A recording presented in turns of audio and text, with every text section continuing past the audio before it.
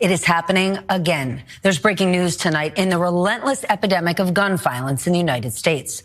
Police in Half Moon Bay, California, just south of San Francisco, say 7 people have been killed in a mass shooting. One suspect is in custody and a motive is not yet known. It comes as the city of Monterey Park, just outside Los Angeles, remembers victims of a separate mass shooting at a dance studio that took place Saturday night.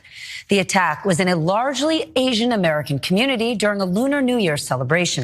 11 people are dead and 9 others injured in the wake of the massacre. Yeah, this is straight sadness here and madness. And that wasn't even the end of it. Check out these headlines.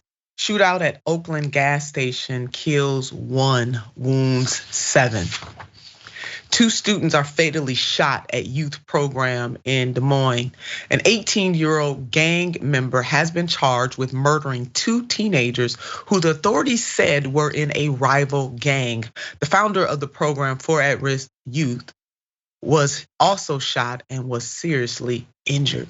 And if you lost count of the gun violence to start the year, you can't be blamed for losing count. We barely have time to process one tragedy when the next one occurs. 3 weeks and 39 mass shootings. This is America 2023. And this is not just America in 2023. This is America, period. And check out this tweet from Governor Gavin Newsom. At the hospital meeting with victims of a mass shooting when I get pulled away to be briefed about another shooting, this time in Half Moon Bay. Tragedy upon tragedy. And that honestly sums it up. This is the collective reality here in this country. There is no time to process one tragedy before we are hit with the next one. They just don't stop. And I want to put up what I had to say about these tragedies, my stunt double that is. The victims of America's next mass shootings are alive today. That's the reality we must grapple with. We know it won't end.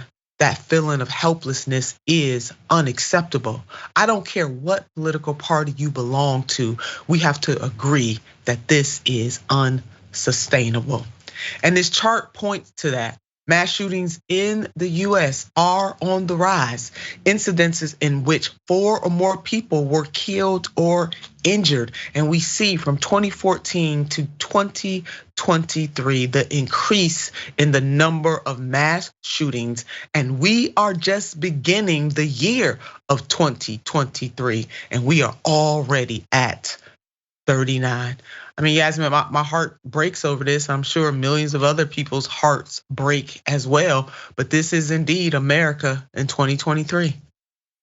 Those numbers are staggering. We're at 2 a days. I remember when Columbine happened, and that was kind of the first really big high profile mass shooting that we had really seen in the nation. And it happened at a high school. I was, I don't remember, under 10 years old when it happened. And it was all anyone could talk about. That was in the 90s. And we're still having the exact same conversations around guns and mass shootings today as we were back then. We are running out of things to say. 2 a day, 2 shootings a day.